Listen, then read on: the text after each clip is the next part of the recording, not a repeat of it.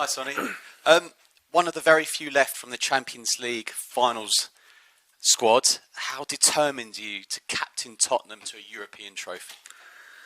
Yeah, it's a dream. There is no hiding about this, and so I think that's what we work for. Obviously, we're looking for another big competition that everybody wants to win.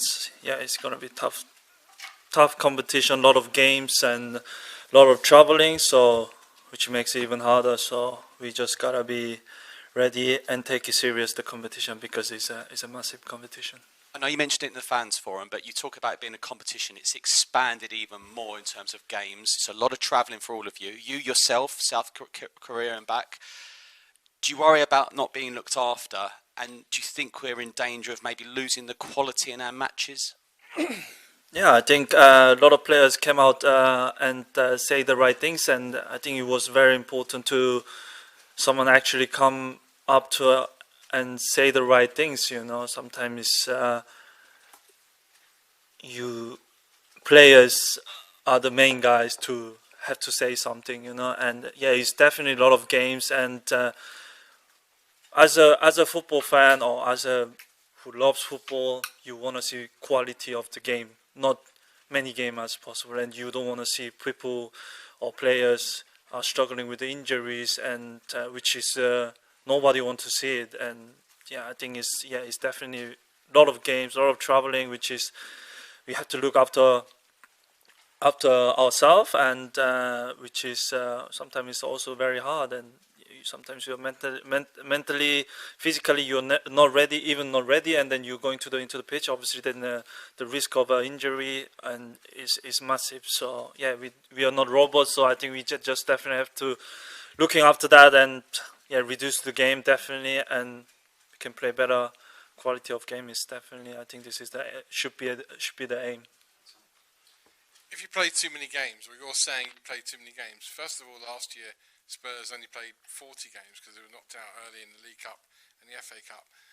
But what tournaments do players not want to play in then? Because if I said to you, you want to play in the League Cup, chance to win that first time in 20 years for Spurs, you'd say yeah. Same with the FA Cup, obviously Premier League, Europe, internationals. I mean, you want to play in everything anyway, don't you?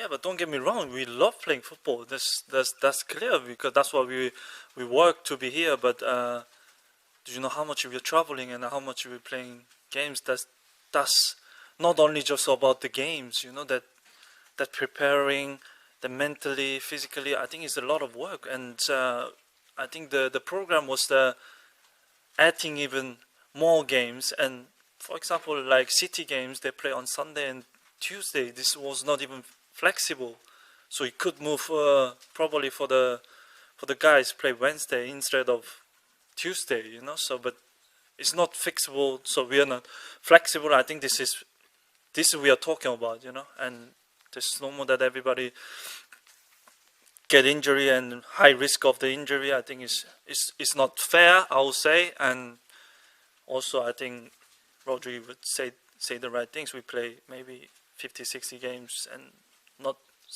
more than 70 games, you know. I think this is not fair.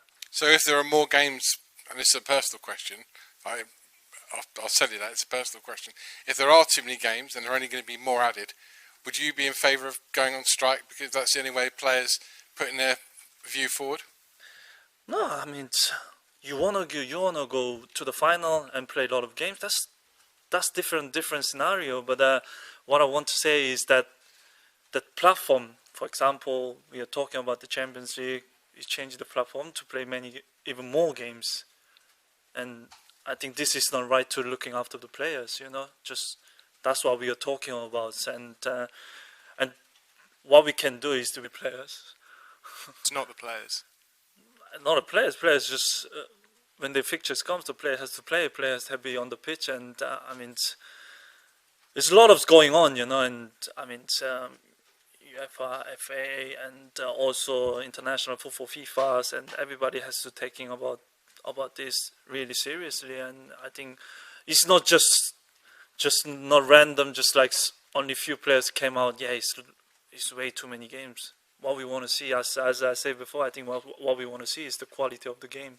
You want to see high quality of games, and top games with top players, you know. So I think this should be the aim. And obviously injury sometimes comes also with less games, but with the possibility of a lot of traveling, a lot of games, it will be higher than when you play less games.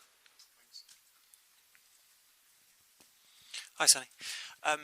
You're a legend of this club. You've been here for a long, long time, but we believe that you have, at the moment, your contract is up at the end of the season. We think you've got an option for another year. Can you clarify what the situation is? Have you signed a new contract, or has it been triggered already? Yeah, we haven't talked anything yet, so I think I say in fan forum, it was very clear for me. It's just like I'm very focused for this season. At this age, is every second is like a goal, you know. So for especially this season, we are in a lot of competition.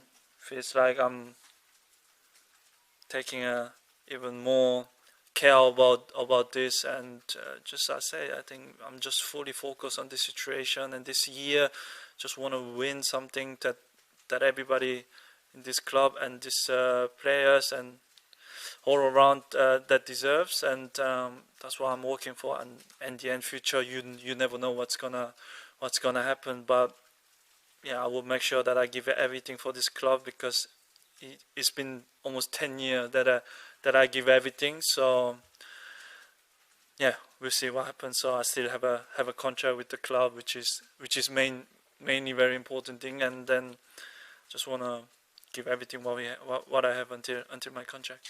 And just, you mentioned 10 years at the club. You're now the captain. You're one of the older players. There's a lot of younger players, teenagers that have come in now. Just wondered, what's the difference compared to when you were their age with the younger players of today? I think when you're younger player, when you are young, you don't realize how massively that takes that responsibility. But when you're like mainly oldest player, when you're on the squad, and then you see the young lads, and you just want to help them. That what does mean in the Premier League, or in the playing in these big clubs, and it changes so much, in 10 years time, So yeah, I just want to be good friends, good teammates, and just showing that I'm doing right things on and off the pitch, and it takes a lot of responsibility, but it's a joy, and we has some unbelievable players, but mainly 10 years just gone way too fast, which is sometimes make me a little bit sad. But yeah, what can I say? Just do the right things, be a good example that towards to every young players to be top professional. Hi, Sonny. I was going to ask you about one of those young players, actually, Mikey Moore. The fans are hoping to maybe see a bit of him tomorrow night. I mean, first off, how good can he be if he keeps working hard? And also, as his captain and a fellow winger, do you kind of play a little role in kind of mentoring him and things like that? Yeah, he's a fantastic boy, and obviously, when he's coming from academy, you, as a club, you look after him even more, like everybody's just like so welcoming and looking after him. So do I, because he's such a lovely kid, and working hard every single day, coming with the first team with that age is not easy, like sometimes you're very shy, but he's showing in the good personality and working hard, which is very important to me. And when you see the young players are working hard in a first team, and you just wanna help him. That's what I was when I was young, and now who's coaching in Manchester United. Ruud van Nistelrooy was helping me a lot in a Hamburg time. So, and now I want to be that guy as well. Just having around me and just talking about, because we are playing almost similar position, that if I can help him a little bit of advice, and I'm always open to it. And Mike is also coming to me